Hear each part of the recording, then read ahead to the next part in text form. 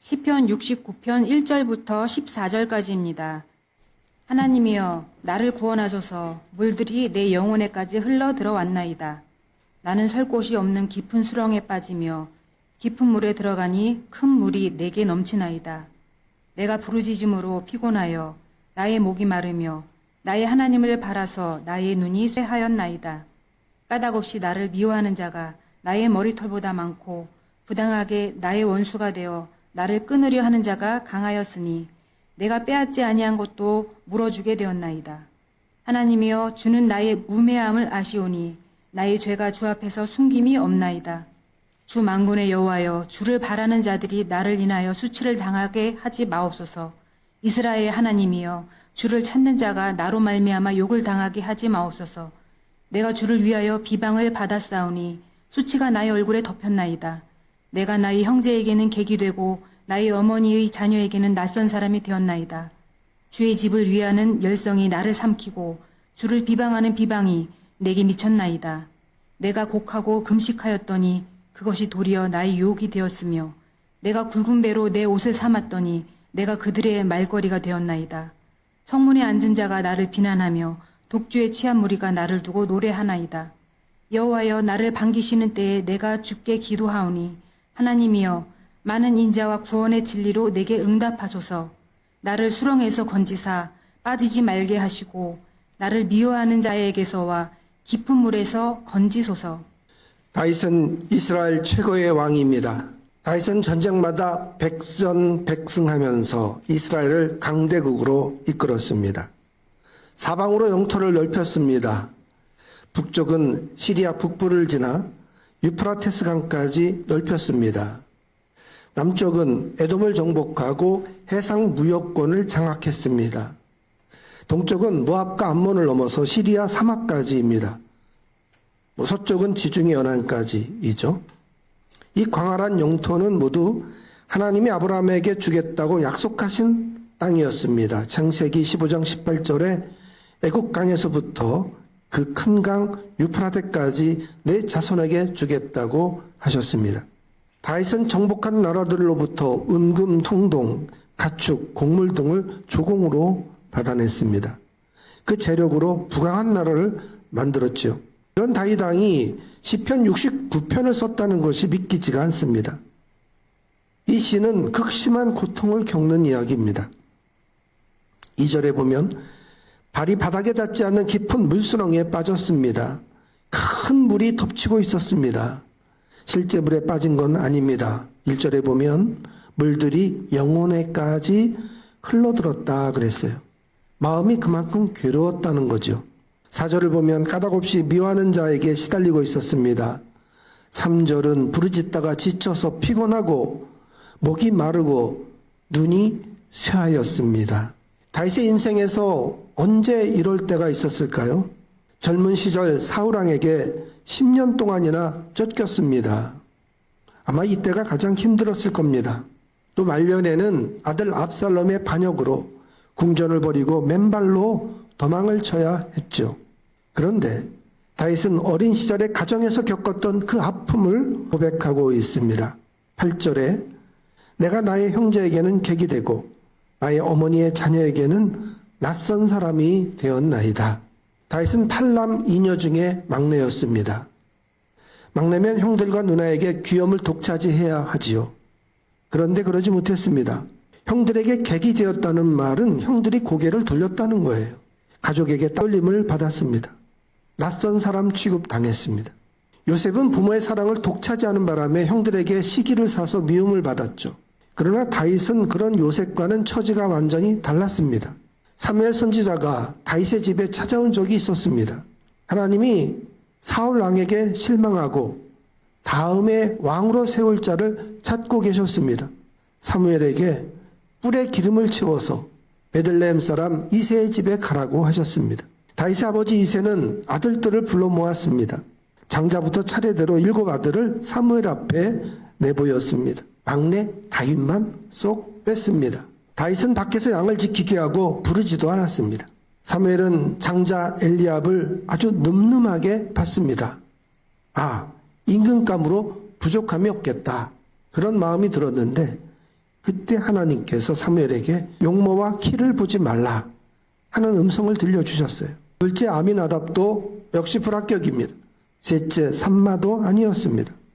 하나님은 7 아들 모두를 택하지 않으셨어요.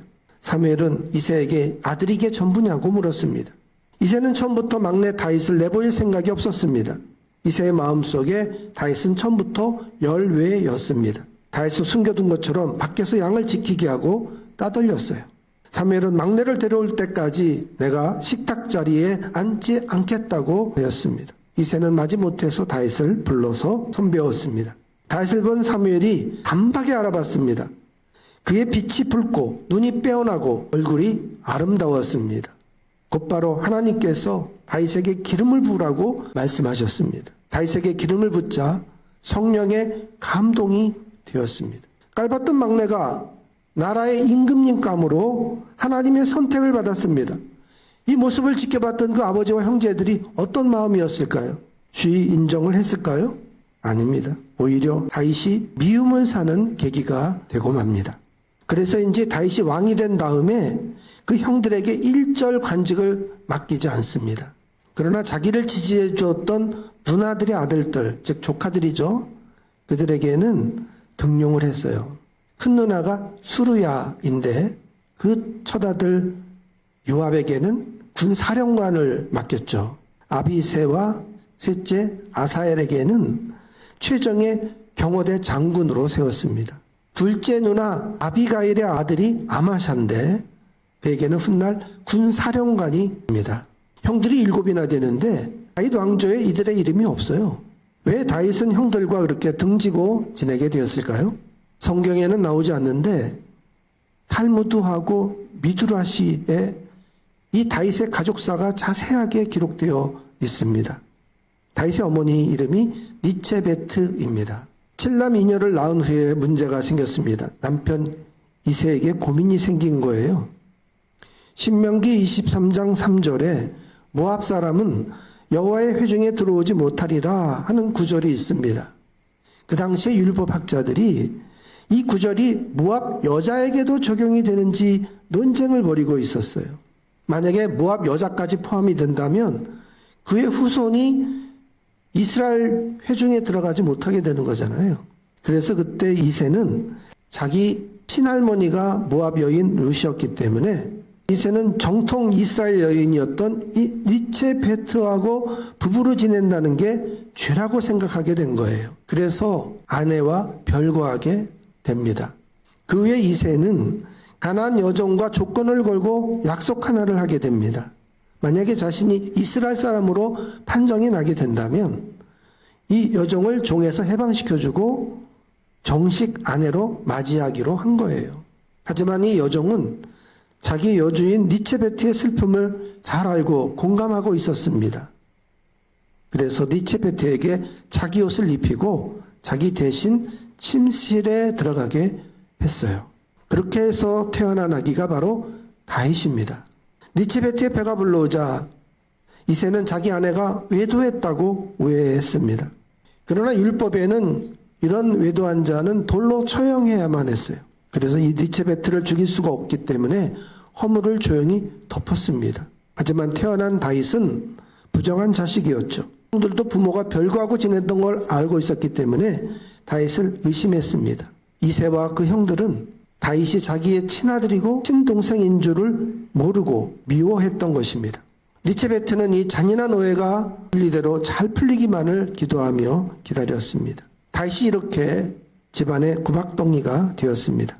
어릴 때 가정에서 입은 상처는 평생 가요.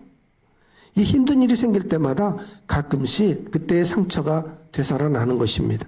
그래서인지 다윗은 억울하게 당하는 일에 대해서 상당히 익숙했습니다. 4절에 보니까 까닭없이 미워하는 자들이 머리털보다 또 많았어요. 부당하게 나의 원수가 되었습니다.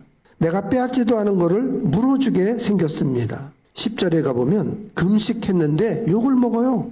11절에 회개기도 하려고 베옷을 입었는데 그것도 말거리가 됩니다. 12절에 보면 성문에 앉은 자들, 권력자들이죠. 이들이 비난합니다. 독주에 취한 자들, 불량자들까지 나를 두고 노래한다고 했어요. 그런데 다시 이렇게 입방아에 오르내린 거는 모두 하나님 때문이라는 거예요. 7절에 내가 주를 위하여 비방을 받았습니다. 9절에도 보면 주의 집을 위하는 열성이 나를 삼키고 주를 비방하는 비방이 내게 미쳤나이다. 다윗은 잃어버린 법궤를 찾으러 헤맸습니다. 그러다가 기앗 여야림에서 그 법궤를 찾은 후에 그 법궤를 자기 왕궁 앞에다가 모셔놨어요. 그리고는 쉬지 않고 그 앞에서 찬양과 경배가 끊이지 않게 했습니다. 그러기 위해서 찬양대 4,000명, 문지기 4,000명을 뽑았어요.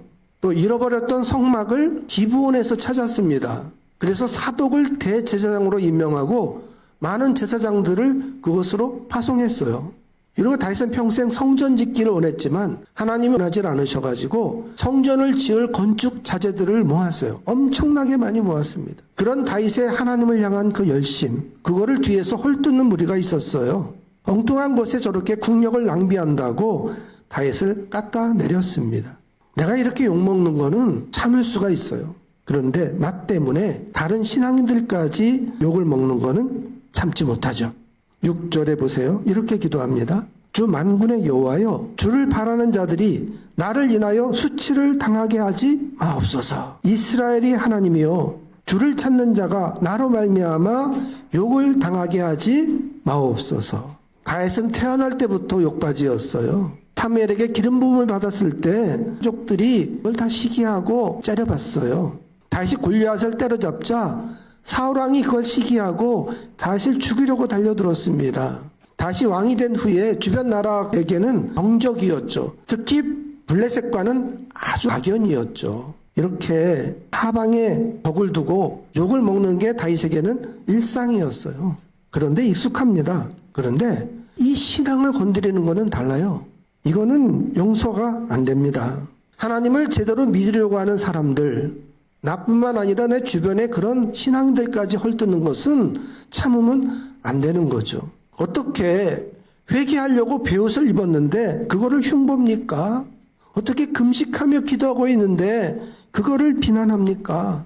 어찌 성전을 향한 그 열심을 비방합니까? 다윗은 왕의 권력이었기 때문에 그런 자들을 가려내서 다 처단할 수 있었어요. 그런데 그러지 않았습니다. 그 심판을 하나님께 맡겼어요.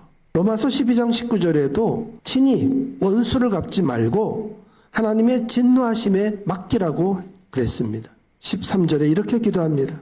나를 반기시는 때에 내가 기도하오니 하나님이여 많은 인자와 구원의 진리로 내게 응답하소서. 세상이 나를 비난해도 하나님은 나를 반기신다는 거죠. 하나님은 편견, 차별, 혐오, 수근수근대는 거 아주 싫어하십니다. 용서하지 않으십니다. 반드시 심판하십니다. 사람을 도마에다 올려놓고 헐뜯는 거 사람들이 왜 좋아하죠? 뒤에서 낄낄대고 흉보는 거 즐겨요. 근데 그런 거 조심하세요. 하나님이 아주 싫어하십니다. 왜 잔소리를 아이들이 싫어하는 줄 아세요? 잔소리할 때 이렇게 어질르면 너 왜 거기다가 그거를 어지르니? 이렇게 야단치는 게 아니라 너는 맨날 왜 어질르니? 이렇게 욕하거든요. 한 번 잘못했는데 싸잡아가지고 평생 어지르는 사람으로 옷을 쳐놔요. 그러니까 욱하는 거예요. 그러니까 뭘 고쳐야 될 걸 요구할 때는 그것만 가지고 요구를 하세요. 너는 언제나 그래 이렇게 하면서 그 사람을 크리트같이 굳혀놓지 말고 착할 때도 있고 또 잘못할 때도 있죠. 자기는 안 그런가요? 싸잡아가지고 야단치고 싸잡아서 흉보고 그러지 마세요. 예수 믿는 한 사람이 잘못했어요. 근데 사람들은 뭐라 그래요? 저 예수쟁이들 하고 싸잡잖아요. 저 교회 다니는 인간들 하고 다 싸잡아 버려요. 다윗이 이거를 참을 수가 없었던 거죠. 네, 하나님이 그런 자들을 반드시 갚아주세요. 억울한 모함을 하나님이 갚아주십니다. 그러니 기도로 이겨냅시다. 기도로 승리할 수 있습니다. 오늘 다윗이 하나님의 인자로 나를 덮어달라고 기도하잖아요. 내 이 울컥하는 화를 폭발시켜서 보복하지 말게 해달라고 기도로 삭히고 있어요. 나를 헐뜯는 자들, 이유 없이 모함을 당할 때, 억울한 일을 겪을 때 그때마다 하나님이 나를 잘 가라앉혀 주시고 하나님이 대신 갚아주시기를 기도합시다.